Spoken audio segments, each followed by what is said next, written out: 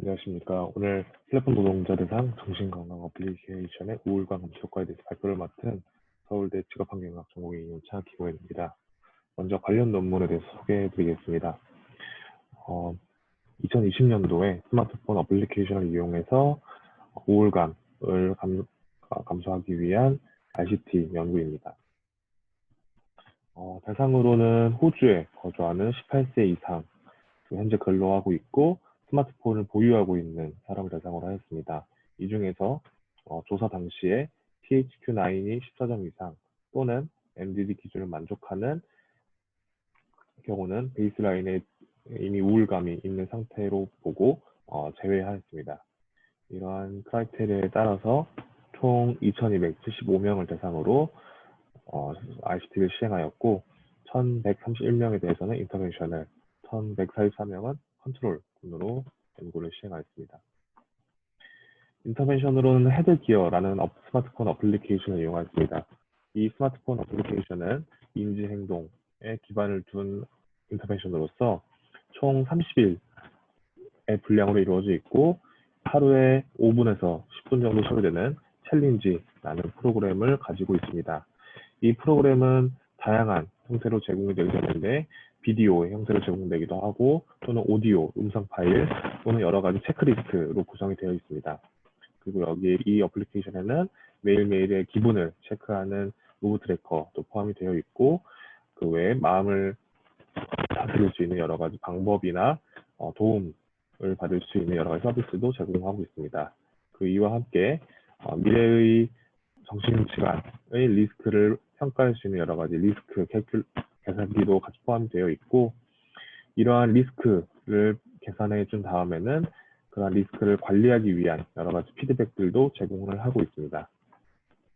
컨트롤군으로서는 이런 헤드기어와 같은 디자인을 가지고 있는 어플리케이션을 사용하였는데 이 어플리케이션 같은 경우에는 디자인만 같고 리스크 계산기, 무브 트래커의 기능은 가지고 있지만 위에서 말씀드렸던 챌린지와 같은 30일간의 인터벤션은 포함하고 있지 않습니다. 네, 이것은 제가 실제로 헤드기어라는 어플리케이션을 다운받아서 이용을 해본 것인데 가장 왼쪽에 보이는 화면은 맨 처음에 이 어플을 사용하기 시작하게 되면은 현재 본인이 가지고 있는 그런 멘탈 헬스의 리스크를 평가하게 됩니다. 그 리스크를 평가하게 되면은 점수가 나오게 되는데 이 점수에 맞춰서 어떻게 이런 리스크를 관리할 수 있는지 피드백을 해주게 됩니다. 매일매일 하나씩 체크를 하게 되고 이렇게 헤드기어라는 어플리케이션을 쓴 군과 컨트롤 군을 비교했을 때 컨트롤 군과 비교해서 헤드기어를 사용한 군에서 PHQ-9의 점수가 더 낮았고 PHQ-9을 기준으로 정의한 디프레션의 유병률도 마찬가지로 헤드기어를 사용한 군에서 더 낮았습니다.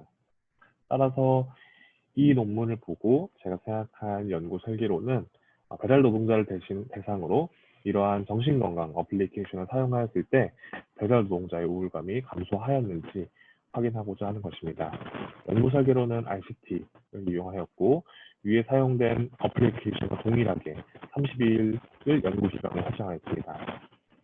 그리고 연구 기간 인터벤션 30일이 지난 다음에는 그 뒤로부터 5주, 3개월, 10개월 팔로우업 설문을 작성하게 되는데 이 경우에는 어플리케이션이 아니라 온라인 링크로 작성을 하게 됩니다.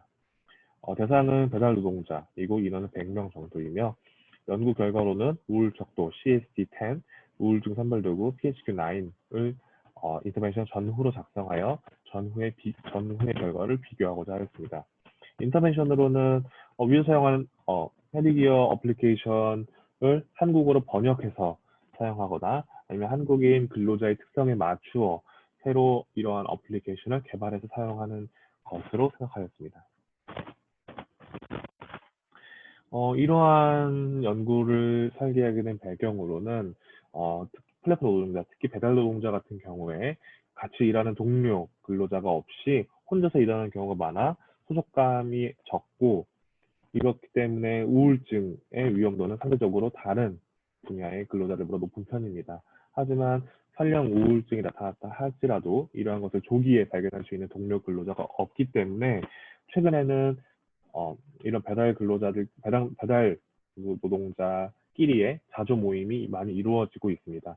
하지만 최근 코로나19가 심해짐에 따라서 이런 자조 모임을 오프라인에서 갖기는 어려워지고 있고, 따라서 온라인으로 또 스마트폰 어플리케이션으로 집에서 혼자서 이러한 우울감을 관리하는 방법이 중요할 것으로 생각이 됩니다.